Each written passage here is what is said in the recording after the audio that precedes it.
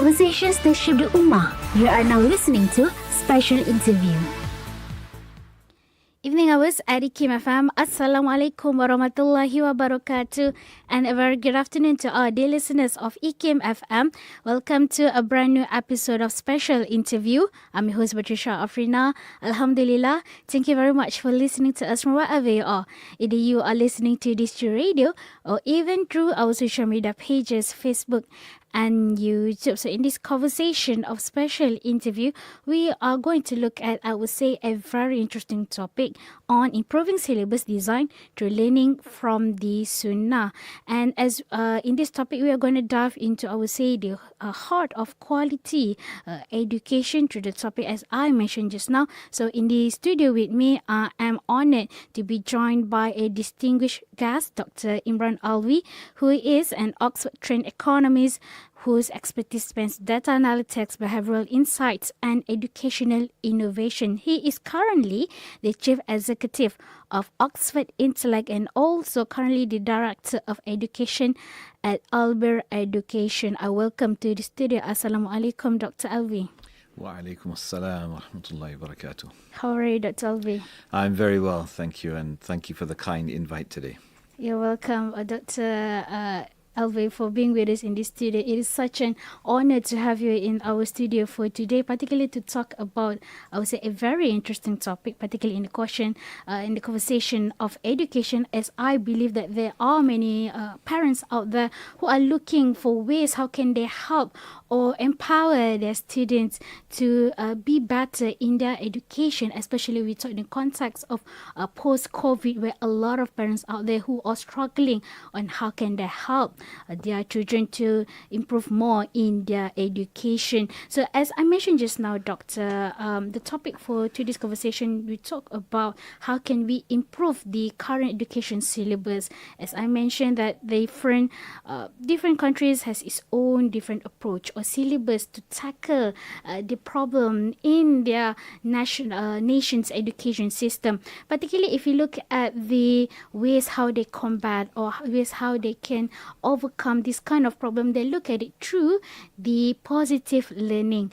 So is it in this conversation, actually, we would like to know whether positive learning is the best learning technique or a framework that can help children throughout the world on improving their education. So to start with today's conversation, let's understand first with the theme or the term of positive learning itself. What is positive learnings, especially into this modern educational context?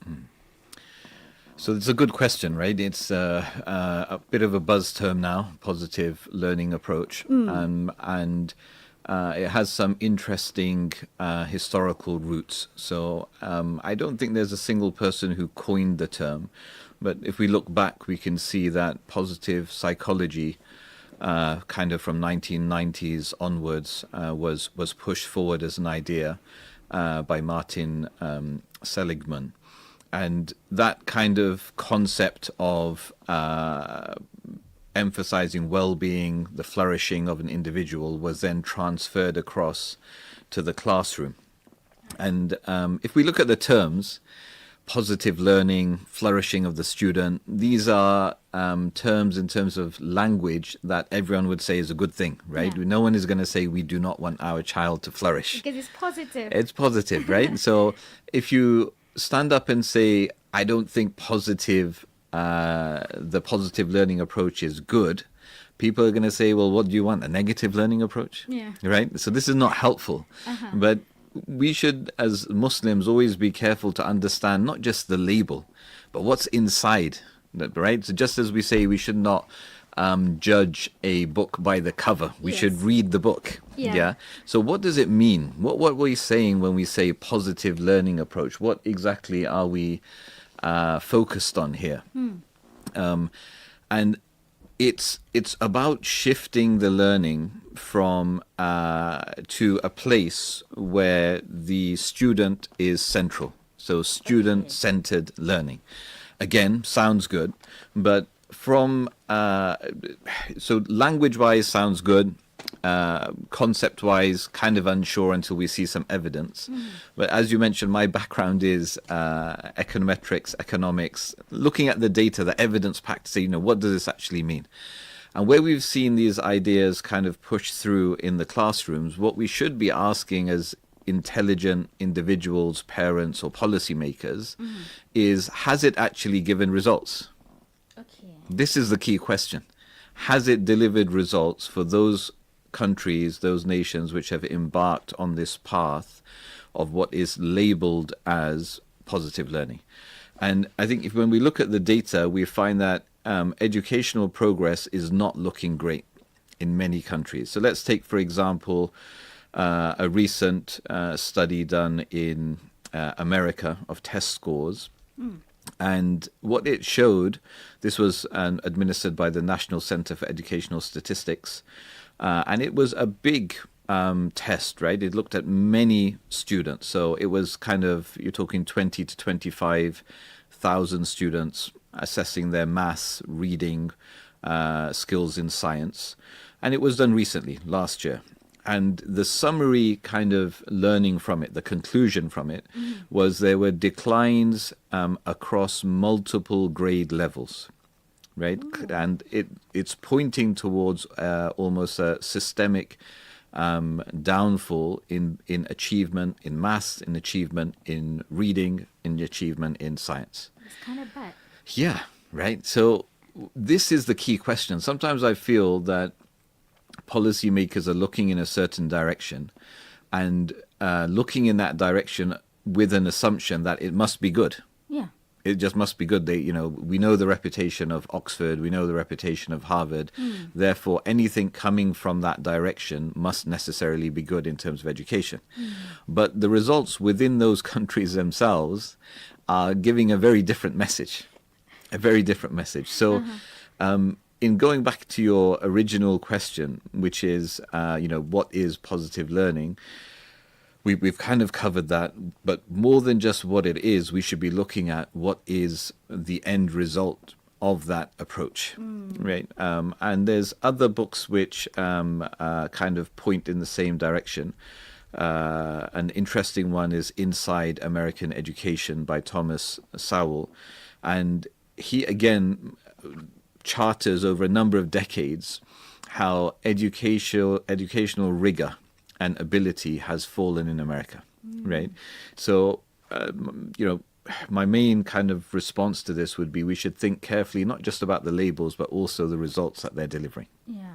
Means that we are the point that we should make here is about the effectiveness of the approach itself. So as you mentioned, we look at the result, but because if you look on the outside, as you mentioned, that of course we cannot judge a book by its cover. We have to read the book. But it seems on the surface or outside of it, having the student as the center seems like a good idea. So what went wrong here? Why the students' focus approach is not effective, especially when we talk in the modern today's world? So if I came to you and I said, look, here's my best friend, and they're very self-centered, what would you think? You would say, oh, not good. It's kind of ignorant. Right? Yeah, and kind of like full of themselves. Full of themselves, yes. They see themselves as the most important, etc. Yeah. So this concept of self-centeredness is not something that goes well with the Sunnah of the Blessed Prophet Sallallahu Alaihi Wasallam. What we're taught as Muslims, as humans, is that the center of our universe is Allah subhanahu wa ta'ala. Yes. This is our center. Our focus is the pleasure of Allah subhanahu wa ta'ala.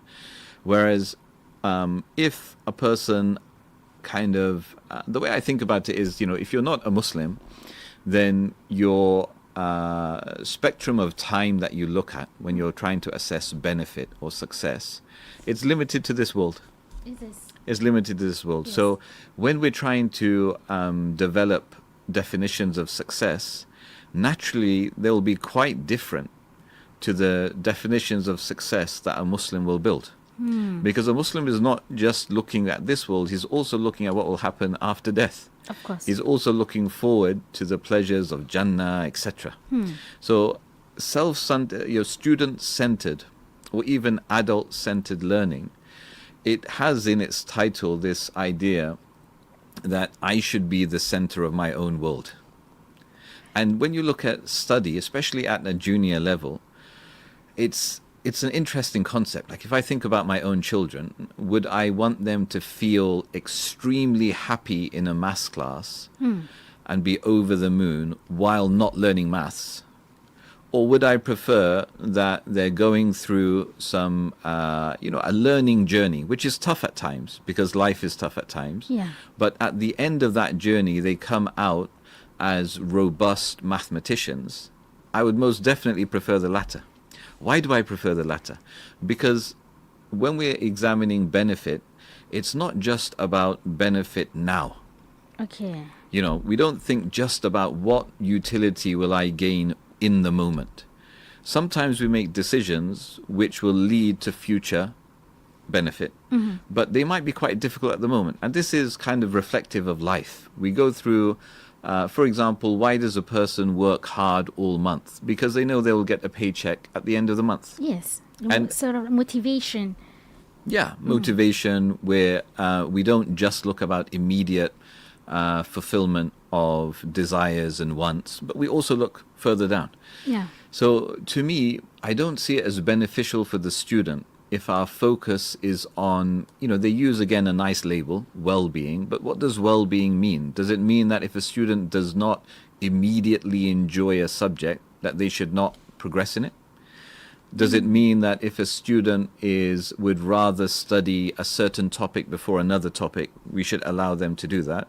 Sometimes yes, for the latter question, but generally having the student as the focus, the student's desires, feelings, etc. as the focus can lead us on a learning journey which is not very effective, right? I wouldn't ask my 5-year-old son to plan the syllabus he would like to study for this year. Yeah. He's probably not going to get past remote control cars for the full year, right?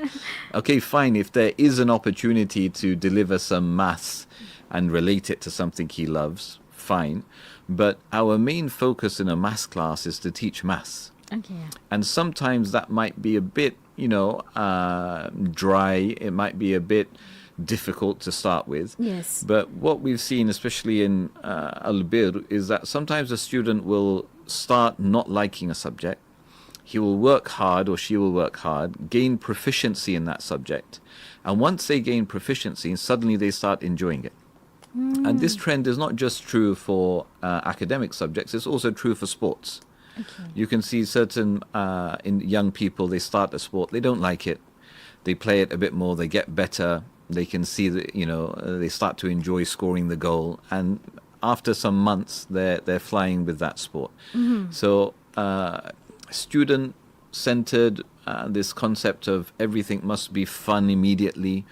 It's not that we're trying to make it not fun. Again, that's not a good selling tagline, right? Like, I would like not fun for all the students in Malaysia.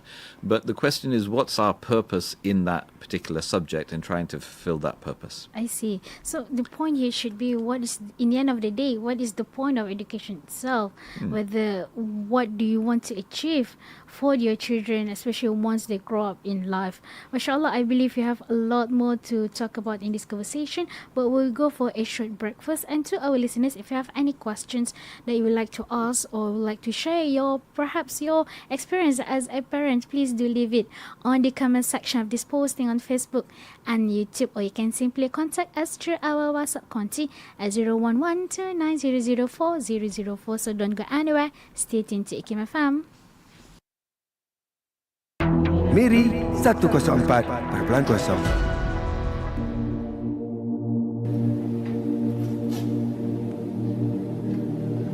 Abu Ayyub al-Ansari, when the Prophet ﷺ came to Medina and he said to let the camel go, when it came and then ascended at the point, alighted at the place where the masjid is now, Abu Ayyub took the bags of the Prophet.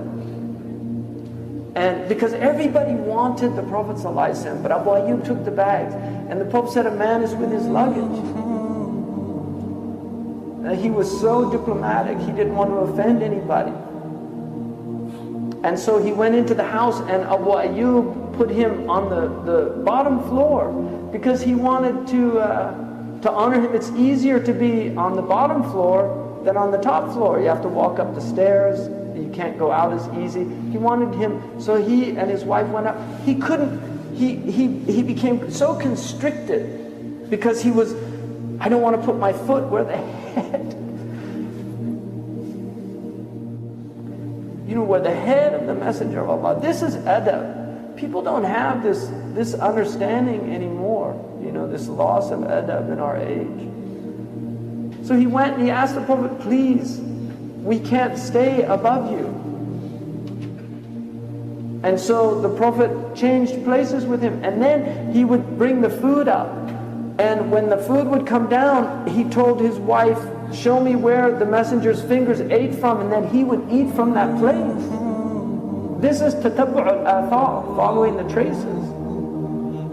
And then one time he took some food up that had garlic.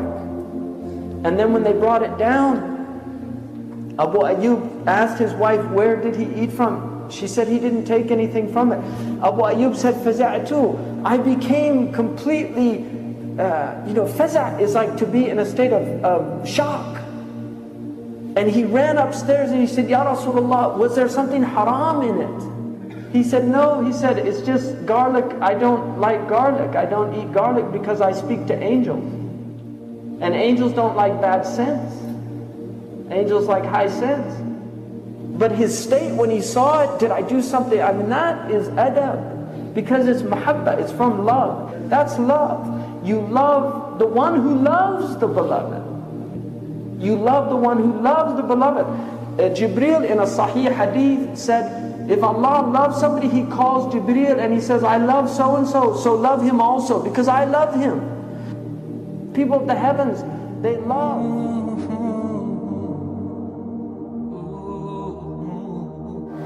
Balik Pulau Pelapinang 102.7.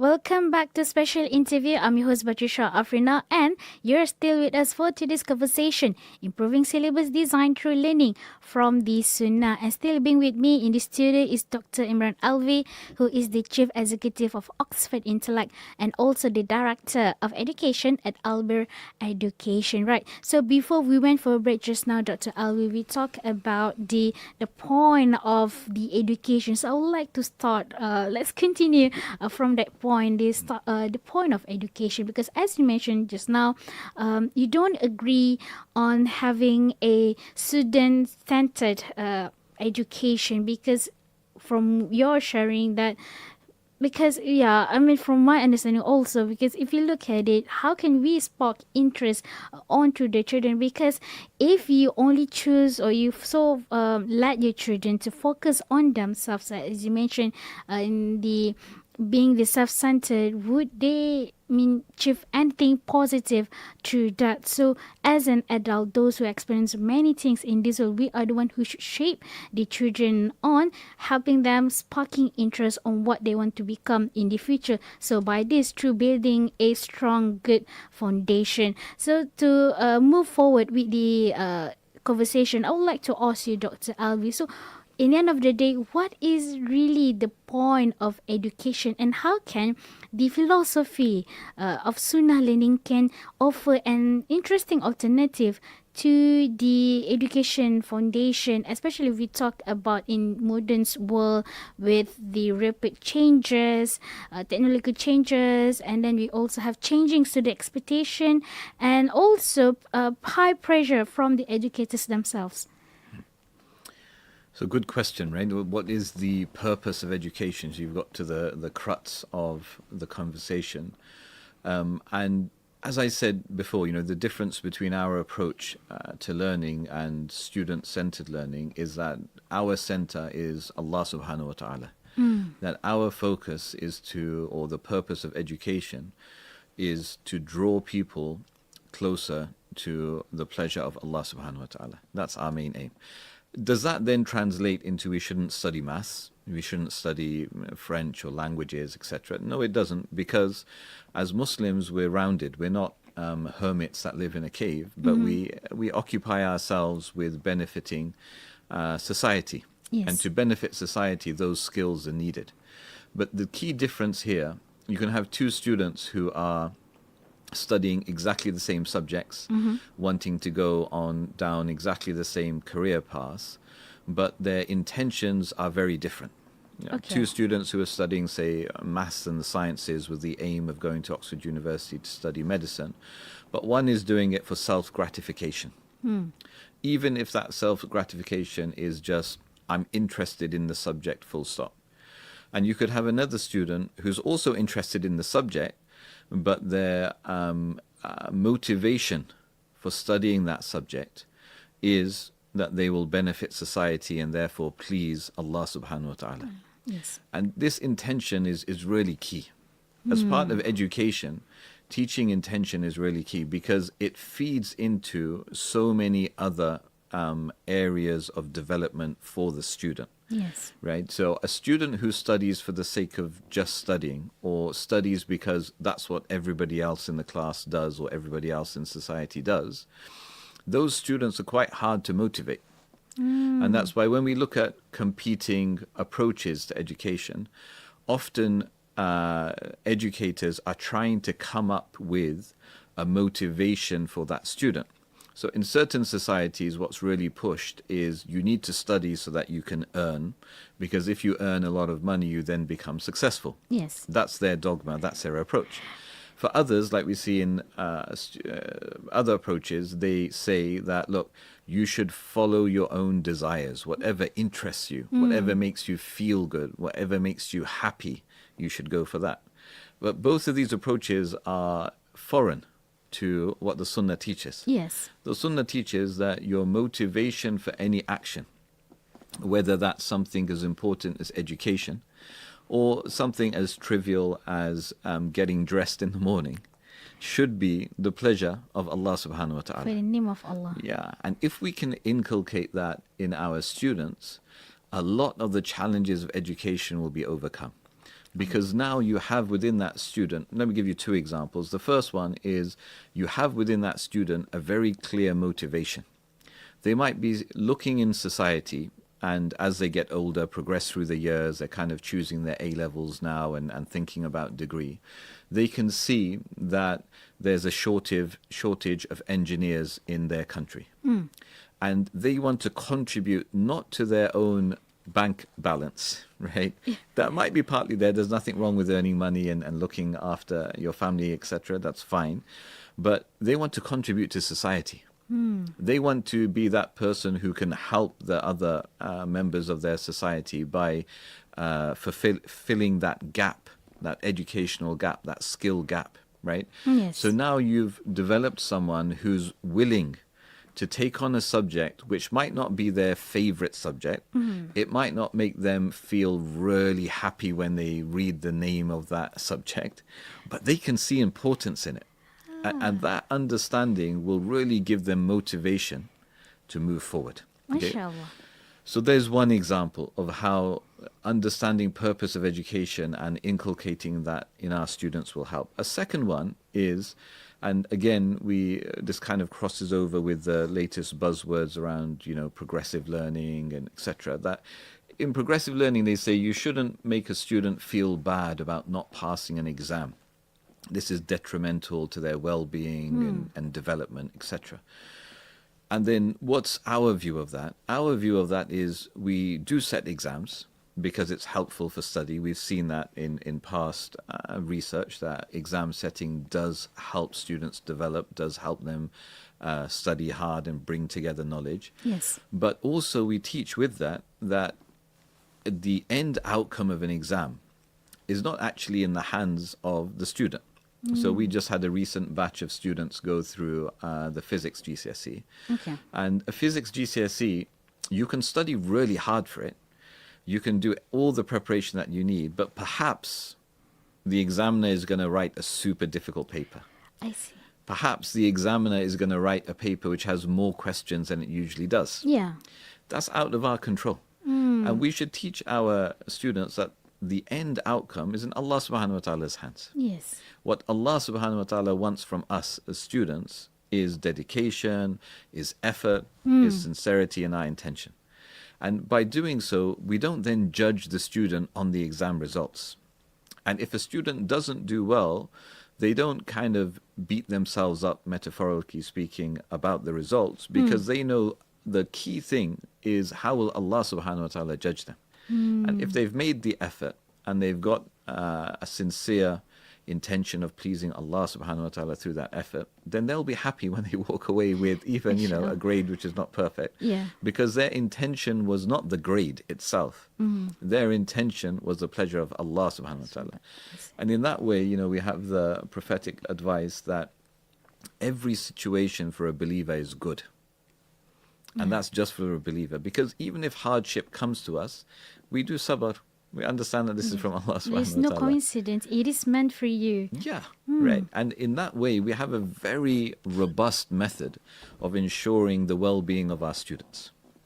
Subhanallah. So, Doctor, correct me if I'm wrong. So, looking at it through the Sunnah education framework, it set the clear motivation for the student to look forward to in their education. And I think compared to the foreign education framework, if you look at the Sunnah education itself, it is better for the Ummah compared to the self-centered. So it is more onto focusing on how can they improving themselves and also eventually contribute to the society. And this actually create, I would say, in the long term as a very good foundation, because if you look at how they are going to growing up later as part of the society, education system itself, the Sunnah education already trained them on how can they fit into the society, already I would say create a discipline for them on how can they contribute to the society. So here through the Sunnah education is set the clear motivation on how can they help the Ummah and also contribute to the society by not focusing on themselves, but also if you look at the context of doing it for the sake of Allah, eventually it's going to lead to the betterment of the Ummah. And going further into the education, so now we already talk about the syllabus, we also talk about the students. Why not we talk about the educators or the teachers, instructors out there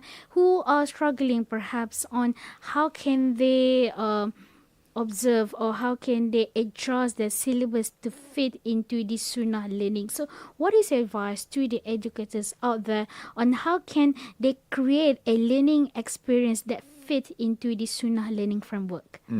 Good question. So for educators, I think what's really important is to see their role as a trust, as a amana. That in front of them, if you're talking about younger students, you now have a class who have a lot of potential. Yeah. Amazing potential. And as educators, we should see that our role is to maximize that potential. Okay. That we want to allow our students to progress as much as possible. Yeah. And that doesn't mean there's one size that fits all. But I think the key message I would say for teachers and fitting in with what the Sunnah has taught us is this concept of aiming high. Aiming high. Yeah, raising the ambition in our students. And there's been various studies done which are like really interesting. So there was one study done, I forget the source, where they took two sets of students taking a medical exam. And for one set of students, they just sent them in and said, take the exam. For the second set, they put a doctor's jacket onto the students. And they said, I want you to go into that exam and pretend, because obviously they're not, pretend you're a senior medic taking the exam. And the latter group got better grades than the former group. Wow. Right. So what we're doing is we're building self-belief in our students. And it's not a fake self-belief, because Allah subhanahu wa ta'ala has put potential in our children. Yes. The job of the educator is to allow that potential to flourish. And one of the key ways of doing that is believing in your students, that they have talent, that they can progress, and giving them that clear message. Right? There's another example of a school, I believe it's in East London in the UK, and they're sending a huge number of their students to Oxbridge and now leading universities in America.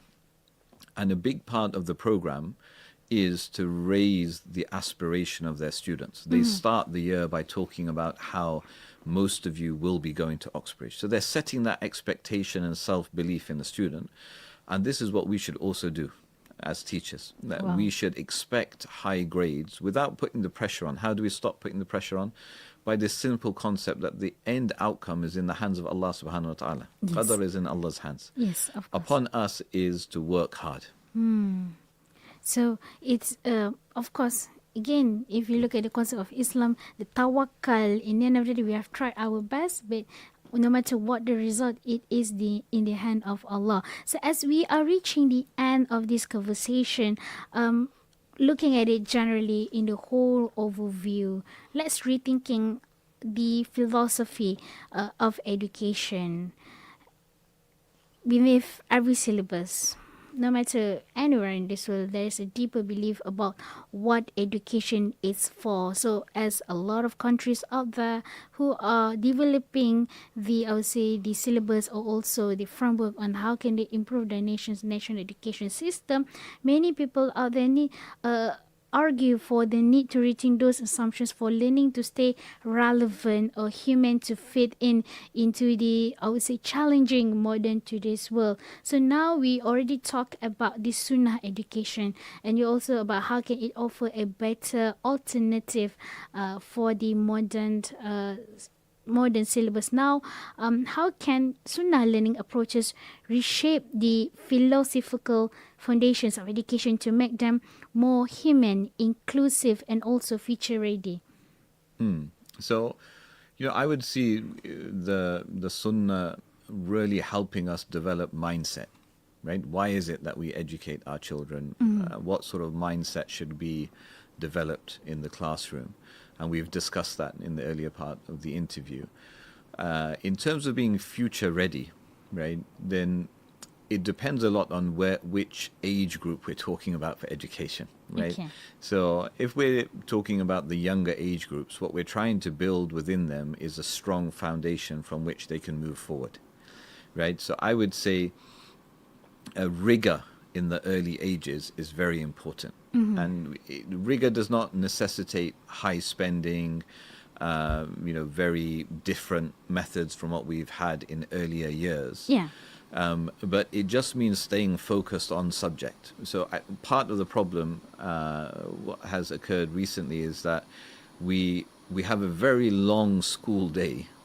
Long school, yeah. And it's interesting to ask, what exactly are we doing in that period of time?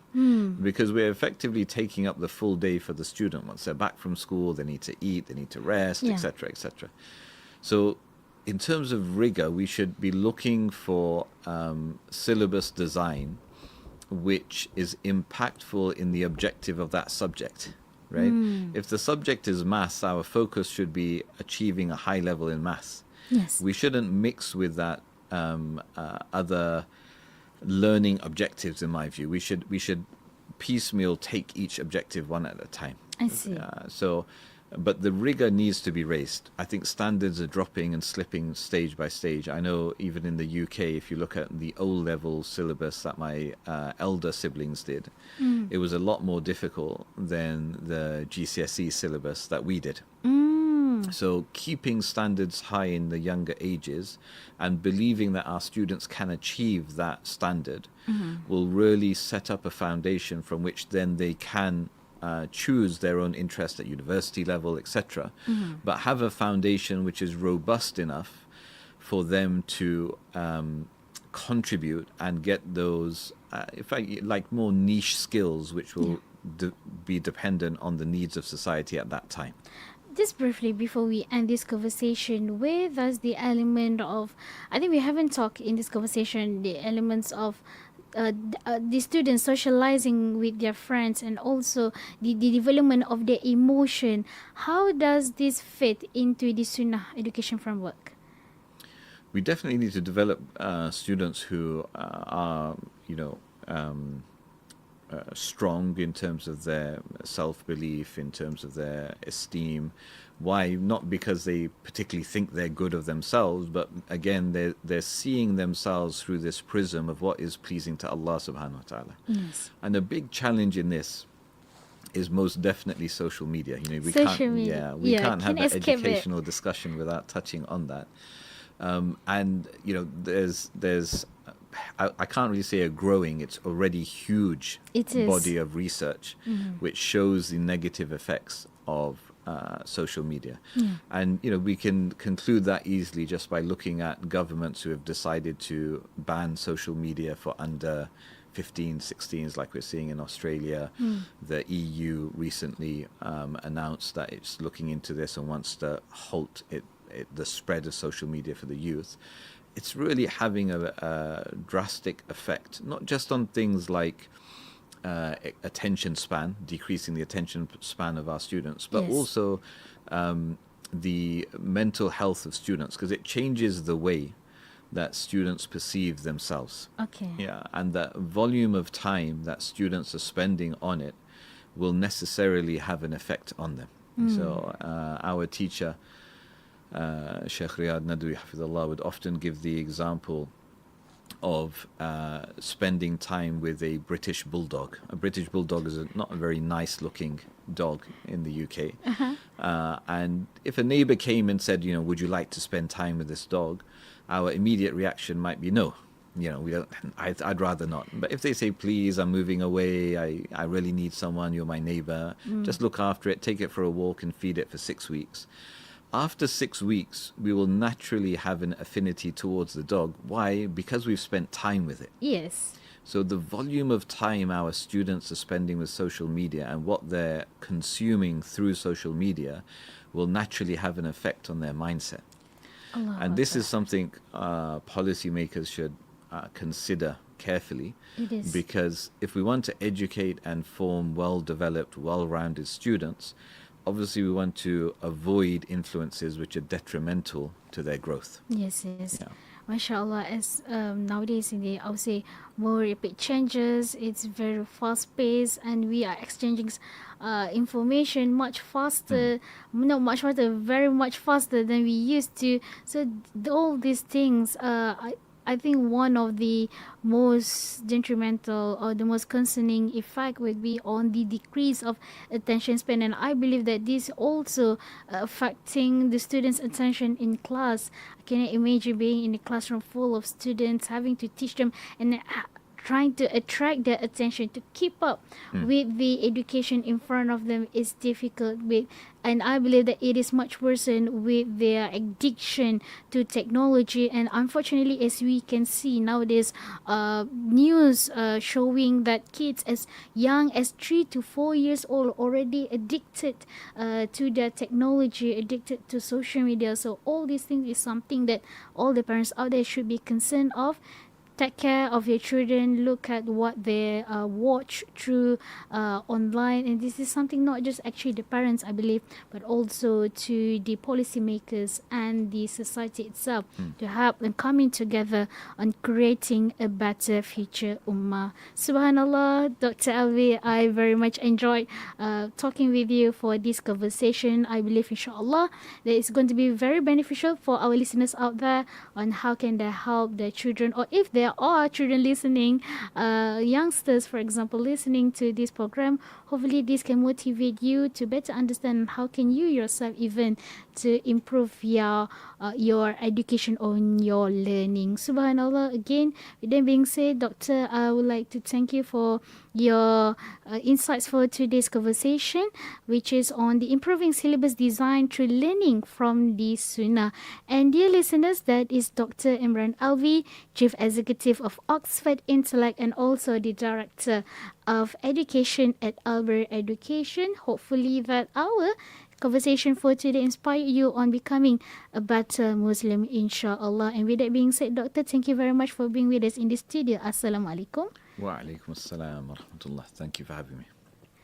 And dear listeners, thank you very much also for listening to us today. If you have any questions or would like to share your thoughts on today's experience, on today's conversation, you can leave it on the comment section of this posting on Facebook and YouTube. Or you can simply contact us through our WhatsApp contact at 011-29004-004. So don't go anywhere, stay tuned to IKIM FM.